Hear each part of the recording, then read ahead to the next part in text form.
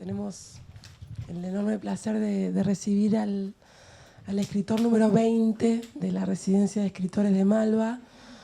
Como saben, es un programa que se inició en el 2018 en el Departamento de Literatura del Museo y tiene como objetivo recibir autores de distintas partes del mundo que tengan un proyecto de escritura que quieran desarrollar en Buenos Aires.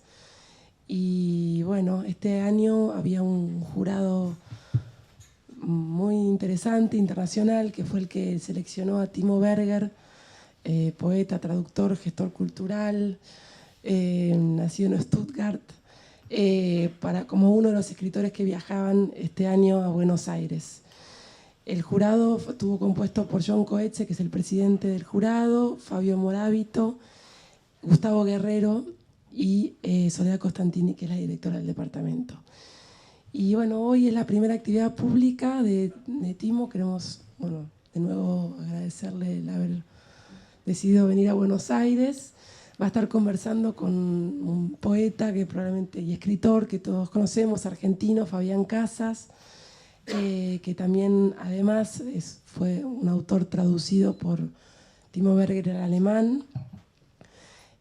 Solamente contarles que, bueno, algunos datos biográficos de sus libros, para que sepan que su última publicación, su último libro es hecho en Perú, La parte mexicana, pero también publicó Extramuros, poemas públicos, Der Süden, Microclimas, como compilador, El contagio del fuego, El fin de la afirmación, antología de novísima poesía en lengua alemana, De ahí nomás, poesía actual de Centroamérica y Caribe, y tradujo muchos escritores admirados y queridos argentinos como Fabián Casas, Sergio Raimondi, Edgardo Kosarinsky, y latinoamericanos como Raúl Zurita, Julián Herbert, Luis Chávez. Y además fue conocido por ser el creador del Festival Latinale en Berlín, y ahora tiene un nuevo proyecto que se llama Barrio, que también agrupa escritores latinoamericanos en la ciudad de Berlín. Así que bueno, gracias, bienvenidos a los dos y bueno, los escuchamos. Y quiero agradecer especialmente de parte del área de literatura a Mecenazgo Ciudad, que apoya este año la residencia, a Editorial Ampersand, que es nuestro socio editorial institucional desde que se inició la residencia también, y este año repetimos por cuarto año una beca española para autores gracias a la Acción Cultural Española, a la Embajada de Italia en Argentina, que también nos da la posibilidad de recibir una escritora italiana este año, y a la Embajada de Chile en Buenos Aires, gracias a quienes, con cuya colaboración, quiero decir, también invitamos por segundo año consecutivo a un escritor chileno, que en este caso fue Alberto Fuguet, que acaba de irse. Así que gracias y ahí sí. Ok, gracias, buenas noches. Se fue Fuguet. Fuguet abandonó la ciudad.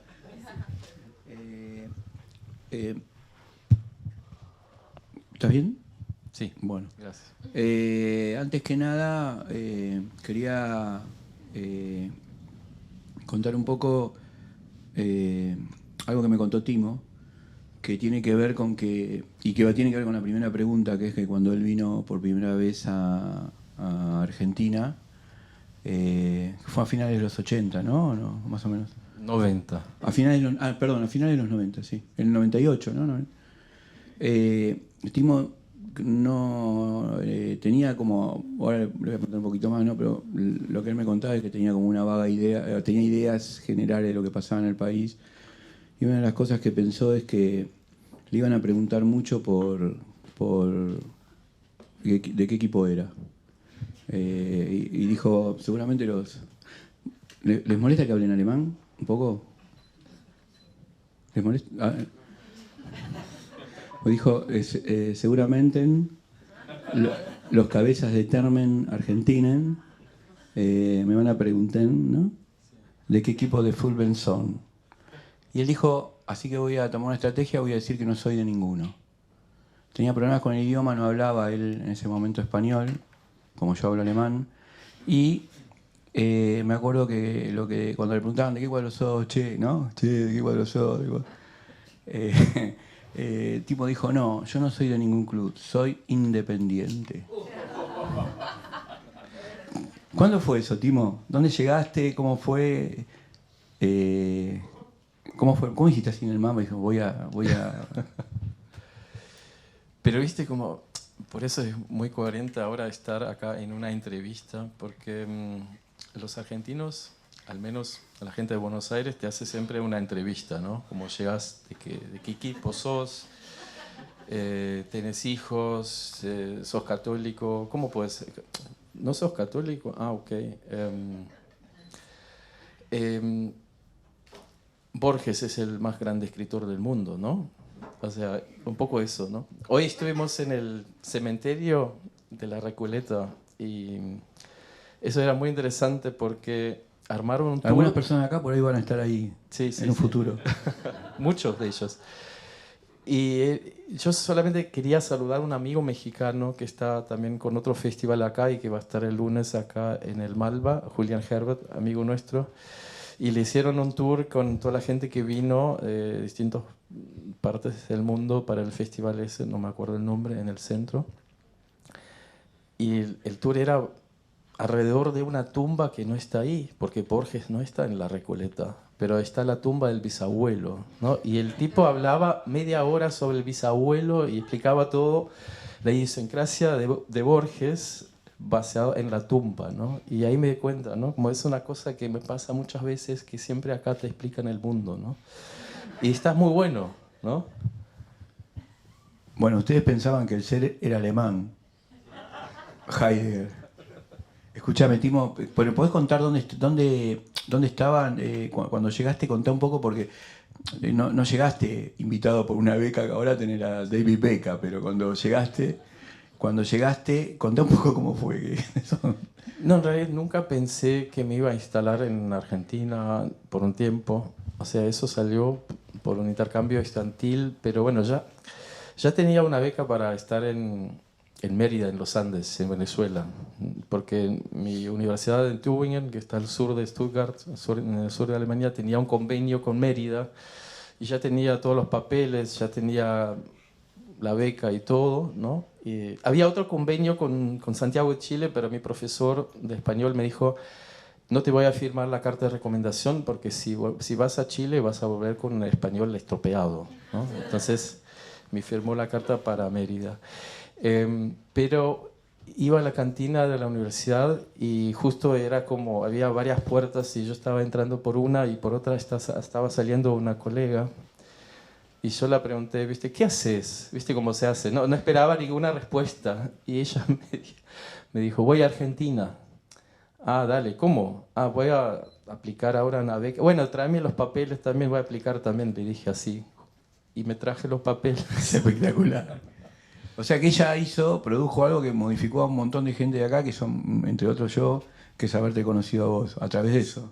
Sí, hubiera ido a Mérida, en Venezuela, y no hubiera pasado esto, creo. ¿Y ahí dónde? Pero vos me contaste que la primera vez que te anotan en una universidad, cuando llegás acá, vas a parar en no me acuerdo qué lugar, el conurbano, o en algún lugar, y alquilás una casa de familia, ¿no? No, ¿sabes qué?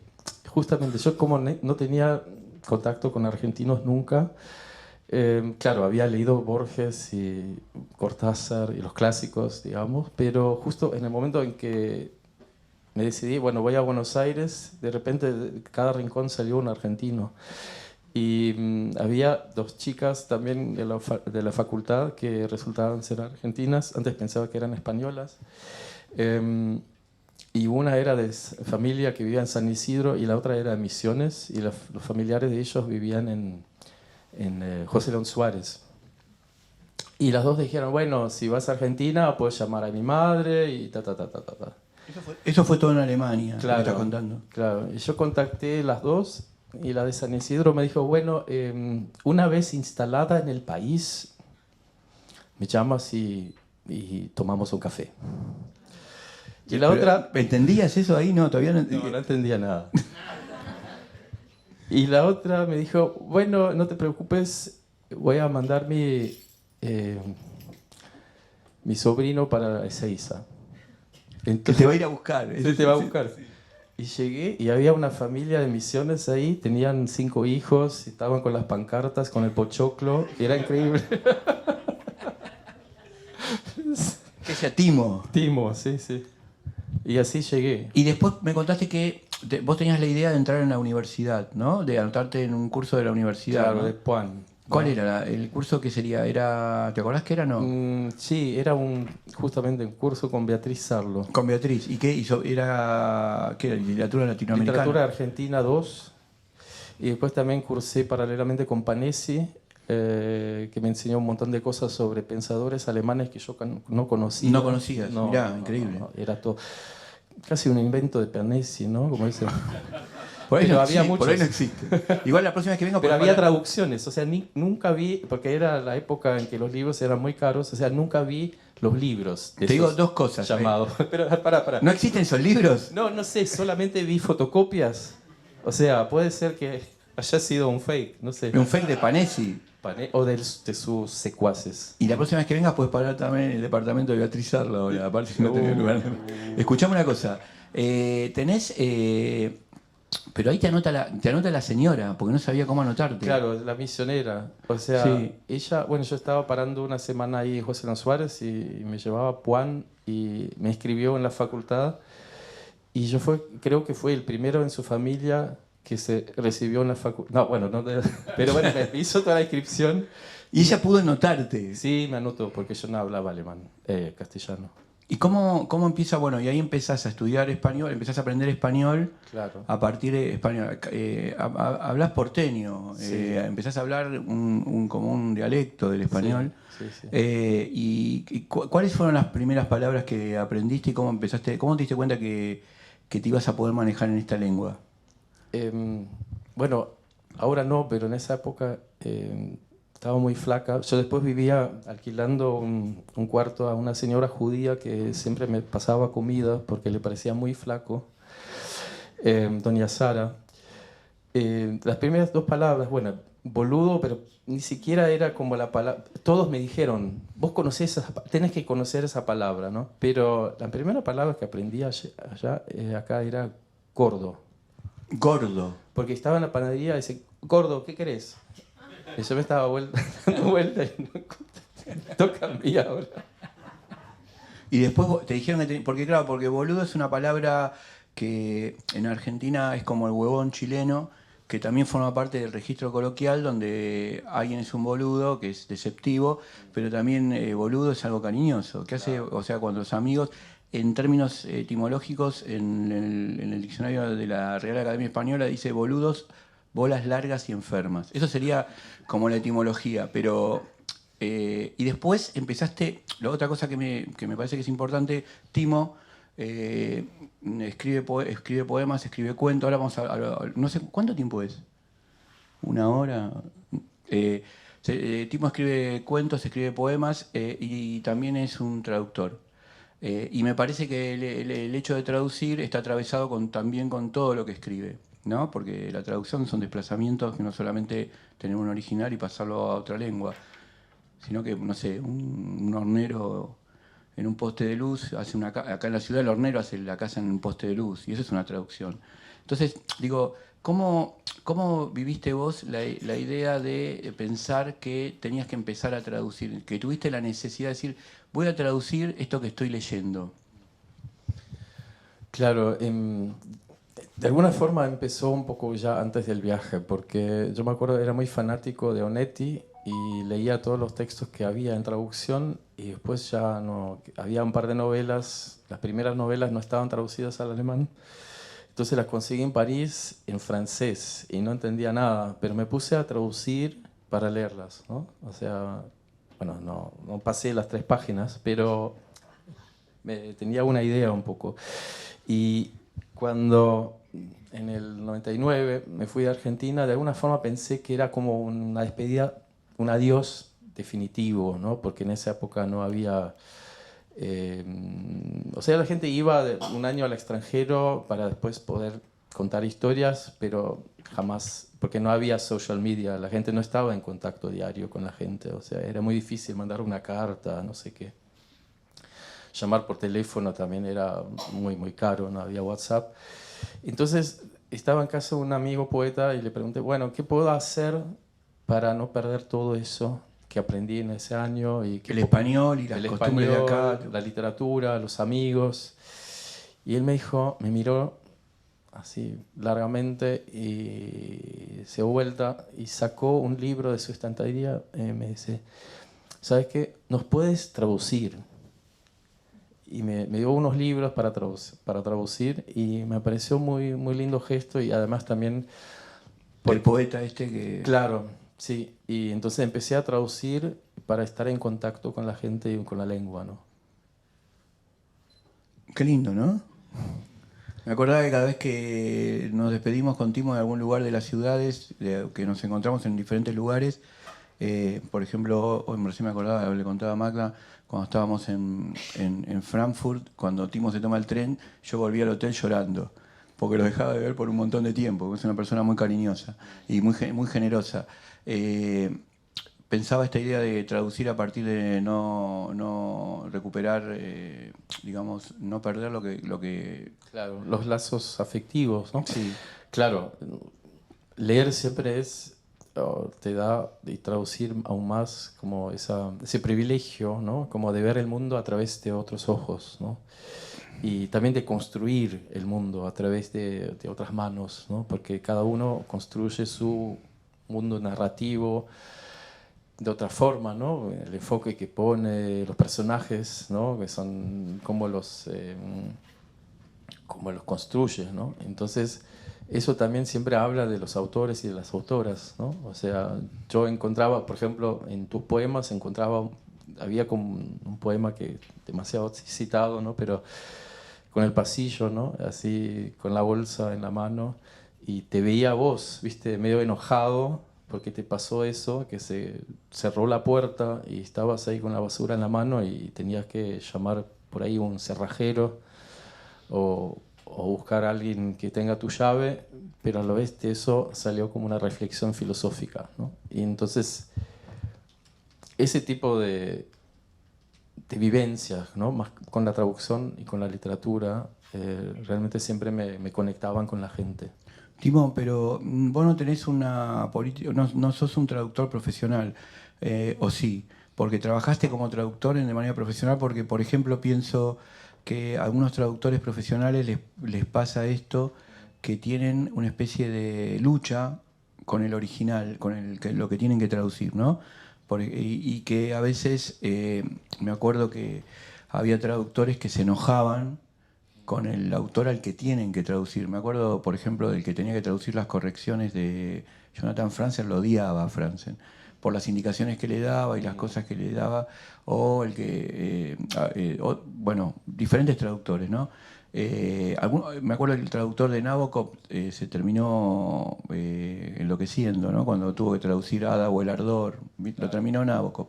¿Vos qué vínculo? ¿Vos no trabajás de manera profesional? ¿No, trabajaste como traductor profesional o sos un traductor que elige textos que te gustan traducir? No, pero son las dos cosas, o sea... Hacés las dos cosas. Claro, yo ahora traduje también era un trabajo de encargo, unos ensayos, una escritora argentina, Esther Andrade, que está viviendo allá, son ensayos sobre viajes de autoras del siglo XIX por América Latina, y al principio era un encargo, pero después me encariñé con el libro también, ¿no? Y con la autora nos sentamos. Y entiendo lo que a veces a los traductores les cuesta, y yo me hubiera podido enojar con ella también porque citó cosas mal, porque no dejó las fuentes bien puestos, cambió algunos nombres, citó cosas en alemán que estaban obviamente mal escritos, pero yo opté por no decir nada, corregirlo silenciosamente, poner El traductor bueno. alguna nota al pie, puse, ¿viste? O sea, para acompañar la traducción, nota al pie. Sí, sí, sí. No, ya había notas al pie de la autora, entonces podía meter algunas cosas más. No le avisé, pero bueno, yo creo que está bien, ¿no? O sea, hubiera sido mucho más complicado y hubiera... Ir a una discusión con, sí, con la la escritora. Porque sabes que me contó una vez el traductor de Bolaño en Alemania. Me dijo, bueno, yo traduje tal libro y le encontré 2 errores graves a Bolaño, porque está citando mal un filósofo español de derecha, ¿no? Y entonces lo llamé y le dije, bueno, mira, tenés que cambiar esa cita porque la encontré y la versión tuya es errónea y la tenés que cambiar hasta en tus originales. Y Bolaño... ¿El traductor le dijo eso? Claro, y No, Bolaño le dejó salió. de hablar, ¿viste? Tómatela. Pero lo pudo traducir. Sí. No, es más, el traductor me dijo, él no lo podía cambiar en la versión alemana porque una vez alertado Bolaño, él hacía retraducir esa parte por su agente, ¿no? Para cuidar que saliera la cita falsa, digamos, ¿no? O sea que cuidaba eso. Cuidaba el error. Mira, puede pasar eso. Pero bueno, yo no estoy buscando esa experiencia. Son más traducciones afectivas. Claro, eso digo que en general, o sea, ocasionalmente podés, inclusive ahora, porque eso es lo que estás contando, que fuiste hacia una traducción profesional, pero buscaste un vínculo afectivo porque Claro. terminaste haciéndote amigo de la autora. Y Sí, haciendo... sí, eso claro. Y quizás, salvo en raras excepciones, la traducción de poesía siempre es una traducción afectiva y no profesional, porque nadie te paga o te pagan poco y tenés que sentir una necesidad de traducirlo, ¿no? Sí, fuera de los clásicos que sí hay una especie de... que son más bien muchas veces traducciones casi académicas, ¿no? Porque tenés que respetar todas las traducciones que ya se han hecho y todo el aparato de Las tenés que cotejar, ¿no? Claro, tienes que estar ahí en la sinopsis. Pero con los contemporáneos es por afecto, ¿no? Porque también tenés que pensar, hay tanta poesía escrita en América Latina en este momento y en el mercado alemán podés colocar 3, 4 libros al año, ¿no? Entonces, es como a veces con las becas o con los premios literarios, quien al final va a estar es por azar y depende mucho de un trabajo de un traductor o de un agente que lo hace, que lo mueve, o por alguien que invita a alguien para un festival, que por la mera calidad literaria, ¿no? O sea, porque hay tan poco que se traduce. Yo pensaba que hoy a la mañana estaba leyendo Lucrecio, que es un libro de traducciones del latín de Sergio Raimondi, un libro que tiene un prólogo de Sergio, para mí extraordinario, y pensaba a grandes rasgos, supongo que es una idea nada más, y para que surjan más ideas, que hay escritores de la mano abierta y escritores de la mano cerrada, escritoras o escritores, igual escritores con la E ya es inclusivo, escritores de la mano abierta, ¿no? Y digo, y pensaba que Sergio, Timo es un traductor de Sergio Raimondi, ¿no? De hecho, ahora aplicaste para volver a traducirlo y todo.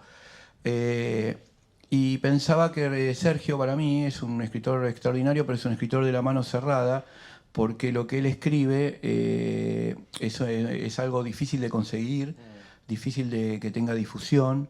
Me parece que es como esas especies de animales que están en peligro de extinción, y que entonces de alguna manera lo que él traduce, por ejemplo Lucrecio o Cátulo, después la estructura sintáctica o asintáctica a veces de lo que él escribe se ve después en los textos que él escribe en español, en su lengua. Entonces, ese tipo de escritor para mí es un escritor complejo, porque él sabe que tiene que cuidarse mucho, o escritora, que tiene que cuidarse mucho y que tiene que hacer todo lo posible para defender ese lugar, y que por eso siempre trabaja casi la misma zona. No es muy habitual que permita cruces diferentes con otros tipos de lecturas, porque tiene que defender eso, ¿no? Porque está en un estado de, como diría, de emergencia, porque el mercado y la cultura nuestra no propicia que esas personas, esos escritores, surjan, desgraciadamente. Y me imaginaba cómo fue para vos la traducción de Sergio Raimondi, ¿no? De un poeta tan complejo en español. Por ejemplo, cuando lo lees en castellano y das una clase sobre Sergio, tenés que hacer como hacemos en el básquet, que paramos 3 minutos, leemos 3 versos, hacemos un minuto y a ver qué entendimos de los versos. Pero es porque te exige algo que nosotros ya no queremos tener más, que es tener tiempo y tener también un estado de, ¿cómo se dice?, de incertidumbre, ¿no? ¿Cómo es para vos traducir a Raimondi? Es un trabajo tan lento como la escritura de él, ¿no? O sea, porque los poemas tienen como varias capas. Por un lado está como la anécdota, como el impulso, el disparador, que puede ser una escena quizás anecdótica familiar de él, que está con la novia en la cocina y se da vuelta y le hace un comentario, pero después lo transforma en una escena entre Walter Benjamin y Asia Alaxa, ¿no? Puede ser eso. Y a la vez está siempre cruzado por sus lecturas de filosofía, también de ciencia exacta, y tienes que descifrar todo eso. O sea, en realidad, primero lo tenés que destruir el poema, ¿no? Y sacar, ¿viste? Lo tenés que destruir, dijiste. Destripar, ¿no? Destripar, desarmar. O sea una... que es como que tenés algo armado, o sea, es el proceso inverso con el puzzle. Claro. Lo tenés armado, pum, lo tirás y lo tenés que volver a armar. Sí, es un poco eso lo que pasa con él, ¿no? O sea, en caso de Sergio, realmente lo aprecio mucho ese labor, pero es un placer bastante de potencia, ¿no? O sea, de cerebro, no sé cómo decir. Yo con Sergio nunca me pasó. Como hiperintelectual. Claro, con Sergio nunca me pasó, como por ejemplo con Esther Andrade, en algún momento empecé a escuchar hablarla a ella en alemán, ¿no? Y tenía su voz, su tono, entonces no tenía que traducir, sino solamente escribir lo que me dictaba ella, ¿no? Es el mejor de los casos, te pasa eso, ¿no? Como que entras en esa sintonía con el autor, la autora. Pero con Sergio es siempre una eterna lucha. Pero bueno, también es muy lindo como tener un trabajo así y otro un poco más lúdico, ¿no?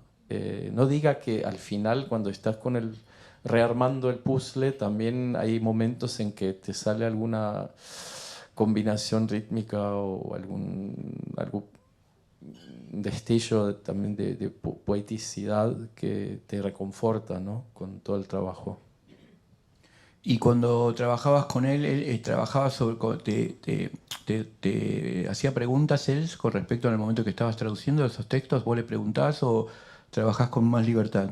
Por conocerlo, ser amigo. No me pregunta él, pero yo le preguntaba bastante cosas, o él a veces me explicaba los poemas.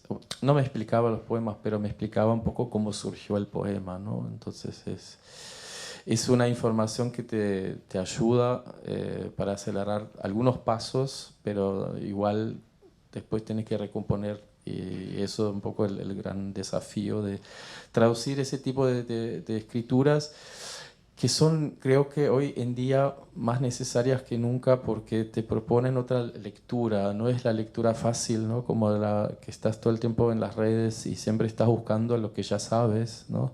Sino es algo... Como avalando lo avalado. Claro, sí.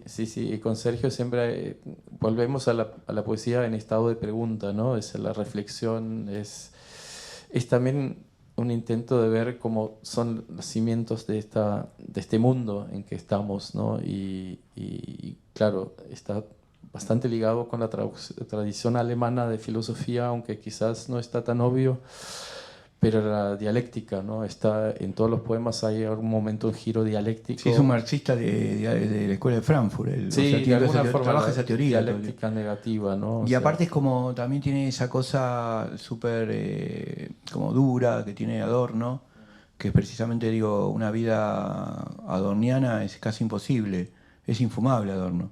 Claro, pero yo no diría que...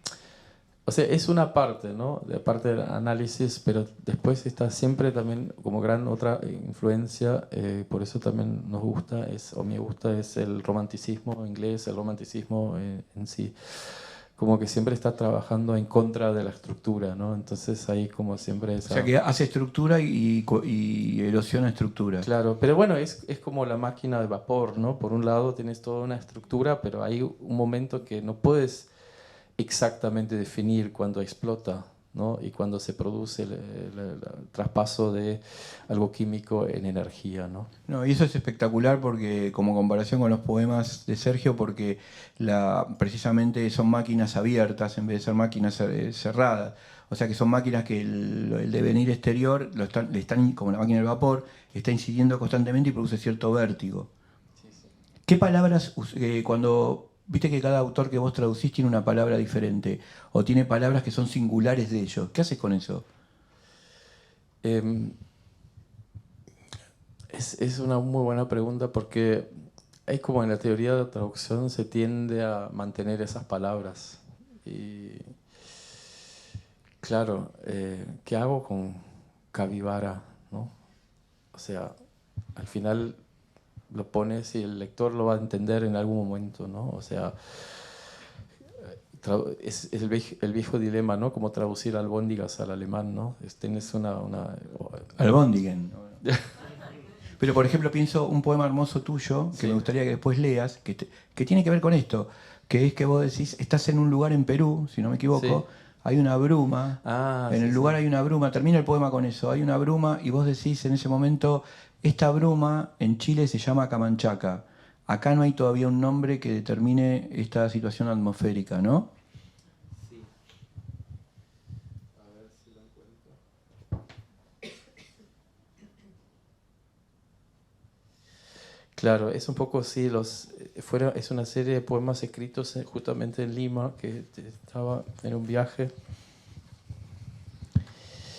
Este libro se llama Hecho en Perú, ¿no? Sí. Y la parte se llama Hecho en Perú, la parte mexicana es un libro, la primera parte está toda narrada en los viajes de él en Perú, inspirado en momentos que vivió ahí, y después en la parte mexicana. Y es un libro para mí extraordinario, rarísimo. Me gustó mucho. Gracias. Bueno, voy a compartir el poema para que Sí. tengamos alguna Después te idea. puedo pedir poemas de acá porque... Sí, sí, como quieras. Pueblo joven. Bueno, pueblo joven, la nota al pie. A pueblo joven llaman a las urbanizaciones así medio improvisadas, ¿no? Sí, es como la gentrificación al tuntún. ¿Sería eso? Bueno, no sé, están todavía en un estado precario, ¿no?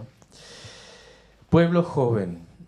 Este mapa lleno de colores no representa el límite actual entre la ciudad y el desierto. Tampoco desaparece la planicie de arena de un amarillo lavado. Se acomoda entre casitas tiradas como dados echados, pueblos adolescentes que crecen carcomiendo el último gajo de la cordillera, más allá de la ruta interregional del radio de la planta eléctrica. Los usurpadores no regalan ni una capa de pintura sobre el ladrillo de sus mansiones en progreso. Cuestión de impuestos, dicen. Falta de cultura, dicen otros.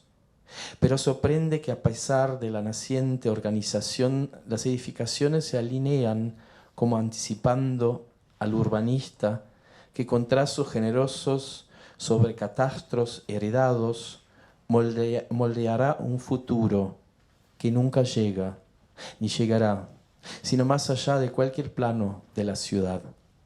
Acá arriba y lejos del centro, Celinda, sus 3 hijas y el perro no amanecen en la bruma costera que en Chile se llamaría Camanchaca y acá no tiene nombre aún, como tantas otras cosas. Timo, algunos de los poemas estos los escribiste directamente en español y otros poemas los escribiste en alemán y fueron traducidos, ¿no? Sí, la mayoría de los poemas de Perú sí los escribí en castellano directamente, con material que encontré ahí, ¿no? Porque muchas veces esos poemas también surgen de encuentros con personas en el lugar y te cuentan, ¿no? Ahí está marcado con el dicen, ¿no? O sea, son cosas que escuché y que después los trabajo, ¿no? En los poemas. O sea, es material. Cuando estuve en Perú era para otro proyecto en realidad, hice un montón de entrevistas con personas y lo usé después para un ensayo sobre la independencia del Perú, ¿no? Pero bueno, todo lo que quedó afuera se transformó después, con muchos años después, en poesía, ¿no? O sea que uno puede ir a hacer un estudio, a estudiar algo puntualmente porque es lo que aplicaste o el trabajo que tenés, y el detritus de eso puede ser un libro de poemas. O sea, es una forma de empezar a escribir poesía. Claro, es es como, por ejemplo, si vas a un restaurante y te sirven una comida muy amplia, abundante, y después pedís, digamos, para llevar a casa. Y estos son Lo como, que te llevas a casa sí, es... es ese resto, ¿no? Como, qué sé yo, no O sé. las personas que cocinan con lo que queda en la heladera. Eso también, ¿no? Es como, eso es poesía. Sí. Y como yo soy muy fanático, por ejemplo, de las mapas, ¿no? De los mapas, siempre quería tener un mapa de todas las ciudades que viajaba, a veces es imposible. Por ejemplo, en Nicaragua no hay un mapa de la ciudad, las calles no tienen nombre.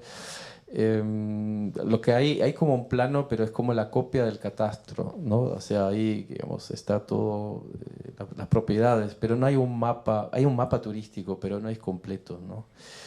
Y ahí en Lima lo mismo, o sea, como son barrios informales que nacen en algún momento y en algún momento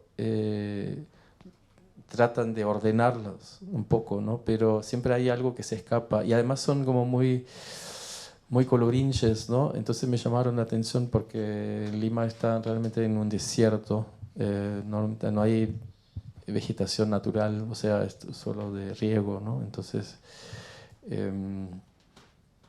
es un contrapunto, y eso es muy llamativo, ¿no? En Lima. Por ejemplo, Beckett, que tenía que traducir, Sí. él tradució, viste que escribió la trilogía en francés, Molo y Malone muere y El Innombrable, y después contrataron a algunos traductores para que lo traduzcan, pero en realidad el inglés, que era un idioma que él manejaba, lo tradujo él. En las traducciones que hacía del francés al inglés, que de alguna manera es su lengua materna, ¿no? Él sacaba cosas. Por ejemplo, modificaba los textos, cambiaba de hecho, era como si los mejorara para él, me imagino yo. ¿A vos te pasa de pasar, vos te autotraduciste? Trato de evitarlo porque me pasa eso, ¿no? Como estoy otra vez con no puedo tomar un texto mío como si fuera definitivo, ¿no? Entonces lo reescribo en la otra lengua, ¿no? O sea, me pasó con unos poemas que están acá sobre Perú, ahí salieron en alemán, o sea, los escribiste en alemán? No, los escribí en castellano y después los publiqué en alemán. Y son Son tus sí, traducciones. sí, hice una traducción. Pero bueno, tuvieron que cambiar, ¿no? Porque están, sí, con el sonido, ¿no? Como que no me cerraba, ¿no? Entonces, Porque muchas de lo que tienen estos poemas, que son como poemas que están muy vivos, están construidos con el habla de los lugares donde vos los estás escuchando, son poemas de un escuchón. Estás escuchando, como los textos de Celarrayán, ¿no? Que él decía que era escuchón. Estás escuchando el habla, y a mí hay un poema que lo leí como 6 veces. Lo leí muchas veces. Es un poema que se llama Lince. ¿Cómo se te ocurrió ese poema? ¿Ese lo publicaste en alemán? no, eso no tiene no. traducción, no. Era justamente, yo estuve en Lima y di un taller literario a unos chicos que después resultaron poetas todos. Pensaba que era... ¿Ya eran poetas o después? Estaba Tilsa Ota, por ejemplo. Tilsa. La gran Tilsa. Sí. Y Miguel Ildefonso. O sea que leíste un taller a Mario Vargas Llosa. Claro, era terrible. No, y la apuesta era salir a pasear con ellos, cosa que no hacen, o sea, no caminan por Lima. Y caminamos de la plaza... Salir a pasear para Sí, que después escriban, ¿no? Claro, sí, salimos de la plaza central, la plaza de armas, hasta el mar, hasta Miraflores, que son como 12, 13 kilómetros. Arrancamos siendo 12 personas, llegamos solamente Tilsa y yo. En el camino perdimos... ¿Vos te querías quedar con Tilsa? No. Era el plan, ¿no? Era un plan, ¿no? Pero bueno, estuvimos ahí y la buscaron directamente. Pero ¿Que fueron abandonando? La gente a medida que... no, la gente iba, bueno, me quedo un rato mirando esto, pero se fueron, ¿no? Porque sea, era mucha caminata. No, Pero no lo calculaste con los mapas, ¿no viste el mapa? Ah, no tiene mapa. Sí, Lima sí. No, yo lo calculé, pero tuvimos un día, o sea, se puede hacer, pero no es tan... La gente no está habituada como pasar de un barrio a otro allá en Lima, porque a veces también ¿Por qué? porque es difícil, no hay como vereda, hay transportes como te matan, ¿viste? Como no, los autos te pasan por encima. No, lo que pasa en Lima, claro, es verdad que cualquier persona puede tener un colectivo. Claro, sí. Entonces sí, hay sí. múltiples líneas de colectivos, todo muy es como un cuadro de Escher, pero que se mueve todo. Pero después hicimos una lectura y cada uno escribió poemas y realmente me encantaron. O sea, cada uno se quedó en el camino, pero para producir algo sobre la experiencia, ¿no? ¿Y ahí salió Lince? No, ahí pasamos por Lince y... ¿Qué es Lince? No sé qué es. Claro, es un barrio, justo el primer barrio saliendo del centro, es el casco histórico. Y creo que nadie escribió un poema sobre Lince, por eso me puse a escribir. Pero está un poema. bueno porque en el poema, precisamente esto que estás diciendo ahora no se explicita, sino que el poema parece que Lince fuera en un momento una persona, en un momento una sensación, en un momento una experiencia lingüística. Eso me pareció genial en el poema, que tenía como... No podía terminar de leer el poema y me atraía esa sensación de no saber qué pasó. Me daban ganas son esos poemas que te dan ganas de escribir, Claro. de robarlo y empezar a escribir. ¿No lo querés leer? Ok. Es un poema largo, pero no, digo largo como algo... Está bueno, porque algunos tenés como versos más cortos y ese es más largo, ¿no? Lince. ¿Acaso eso era Lince, ese X o Vía Crucis que ya no recordamos, no por falta de memoria, sino porque no figura en las redes sociales ese arquitecto agobiado por el trazo colonial que tuvo el plan de abrir la ciudad hacia el sur, donde están los balnearios del Pacífico?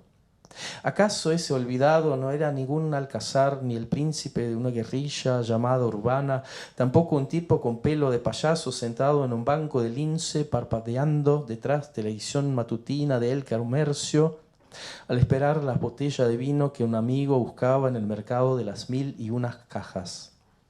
¿Acaso era Lince frente a la comisaría de los tombos que no salían para tomar la impronta de unos vagos asomados sobre una valla de un sendero solo para transeúntes que desde lejos se veían espléndidos, caminando a lo Jack Nicholson entre palmeras, la sonrisa diabólica guardada tras los lentes de sol?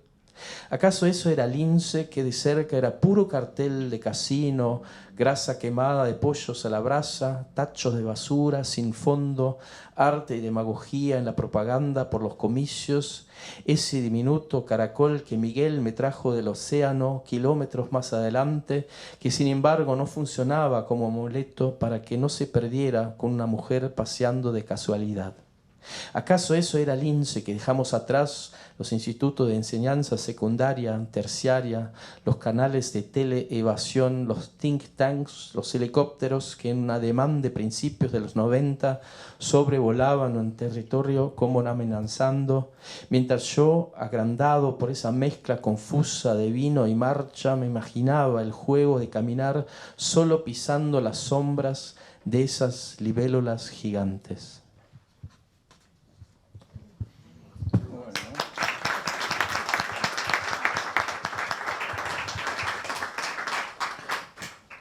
Una noche con Roder es un libro de cuentos de Timo, ¿no?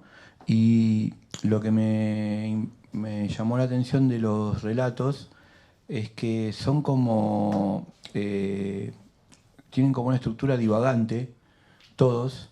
Me gustó me pareció llamativa esa propuesta de que el relato no tenga una estructura hegemónica, donde tiene que haber un comienzo, un trasunto y un final, sino que el relato, vos tenés que buscar en qué lugar está lo que te conmueve del relato, lo que te llama la atención del relato, lo que te impacta, y que también el relato puede ser como la voluta que forma el humo del cigarrillo, y que para vos puede ser genial porque vos la mirás, pero la voluta es simplemente la voluta del humo del cigarrillo, es uno el que le pone a eso...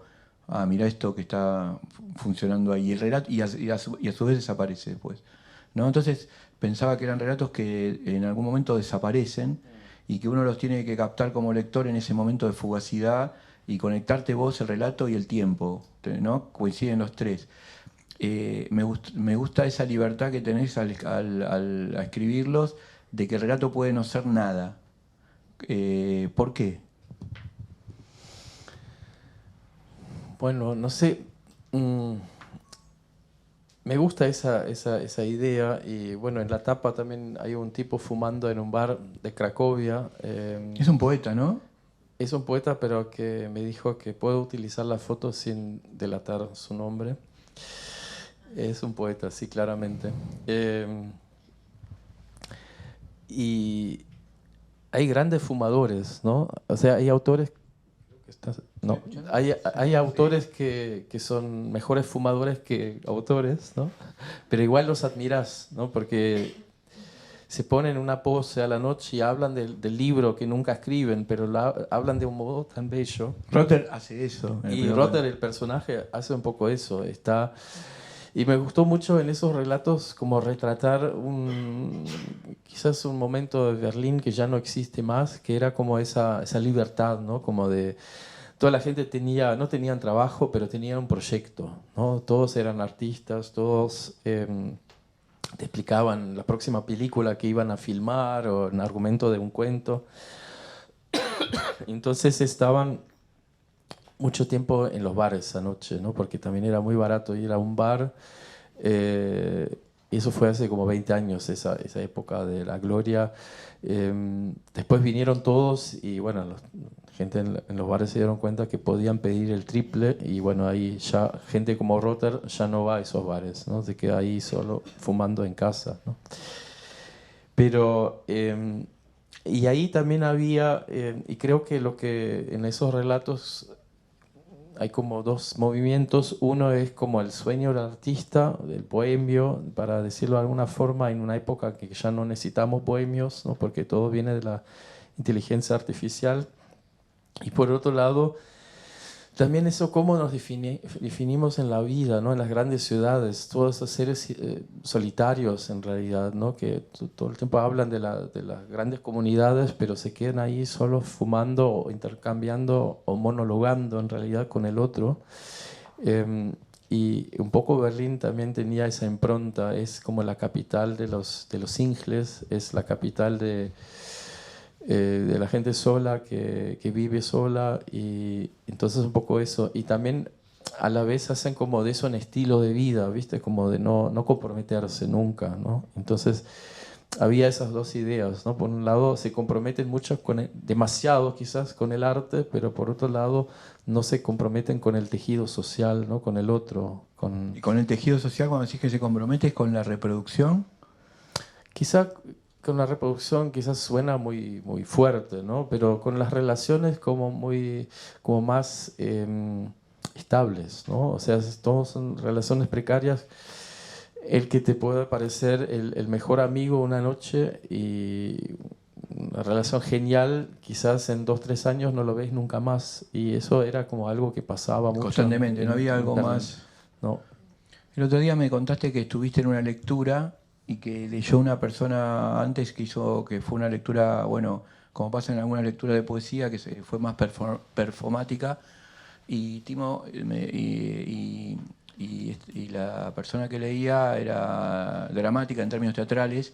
Entonces es muy difícil después leer poesía, porque la mayoría de la gente que escribe poesías, salvo excepciones, inclusive por ahí esta persona podía ser tímida. Fowell era súper tímido y por eso atacaba, gritaba y hacía de todo.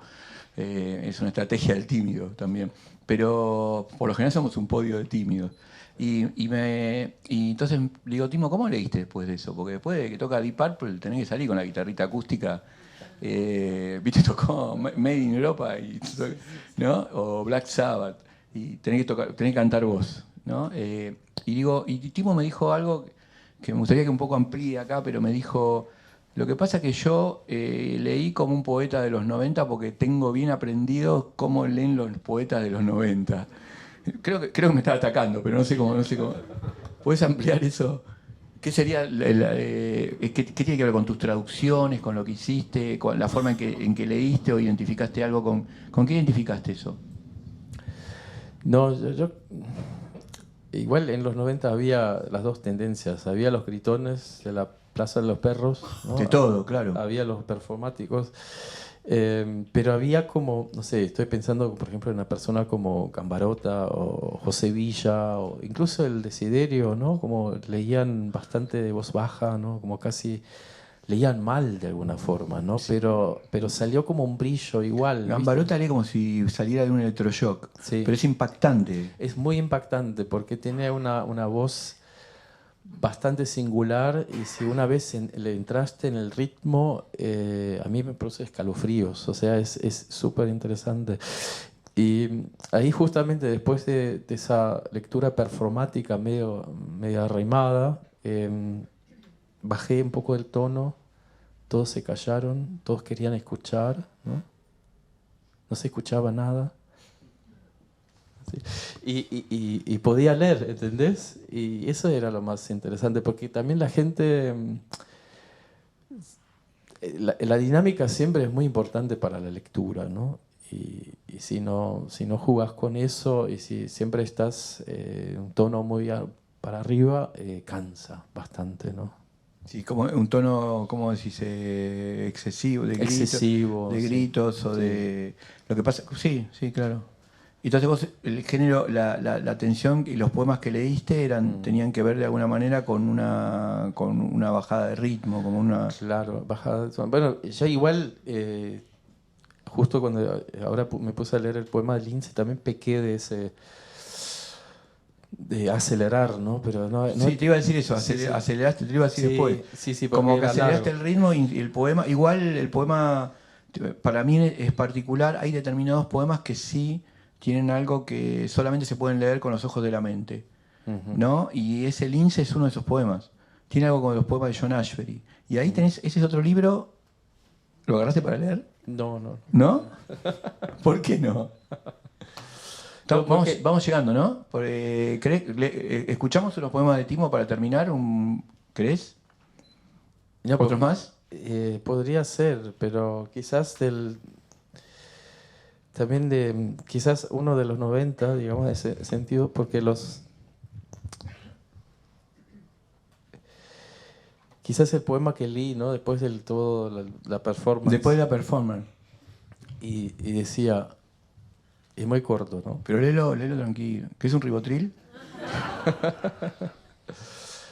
Un rubio. Rutinas del mar. No saber si es domingo o martes. No encontrar el titular de un periódico ni por las calles laterales. En la tienda solo manuales escolares, lápices y postales descascaradas con el filtro de los años. Timo, ¿qué cosas nosotros no vemos y vos ves cuando estás en Latinoamérica? I don't know, but quizás, no sé, mucha gente acá me pregunta, ¿cómo la ves a Buenos Aires? ¿Qué cambió?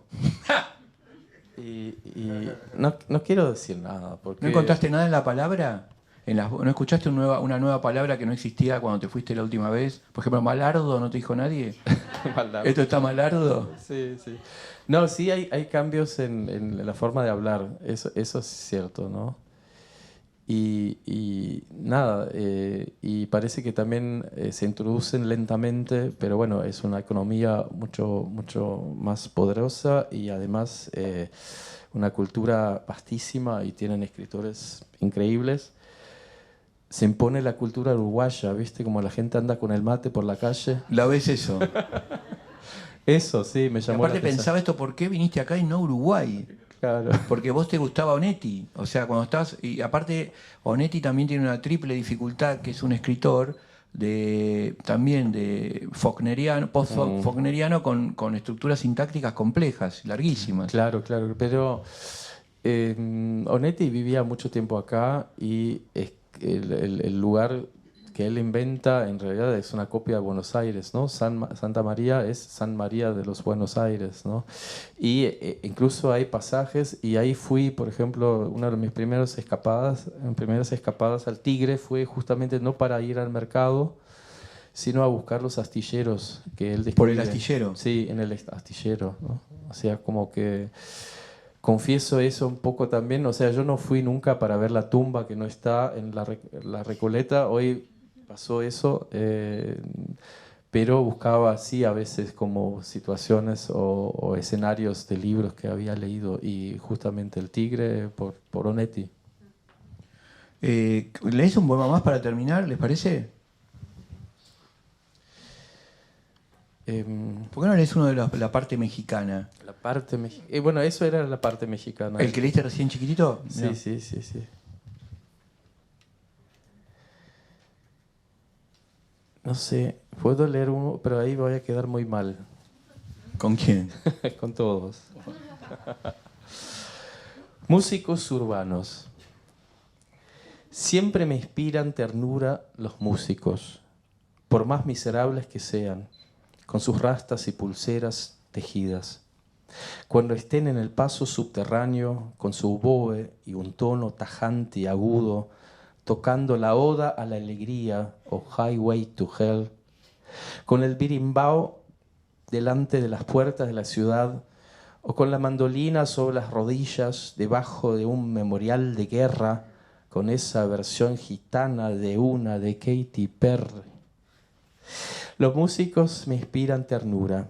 No hace falta que estén tumbados debajo del contrabajo o que aleteen aplastados por su fagot como la cucaracha de Kafka.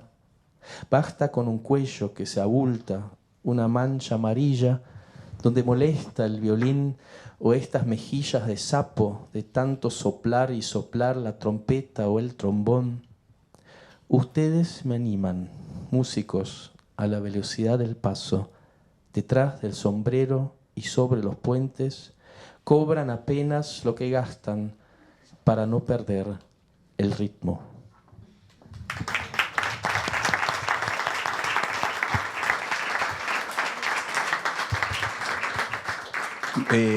Bueno, gracias Timo por todo lo que haces por todos nosotros, por todos los que te conocemos y todos los que te están conociendo hoy.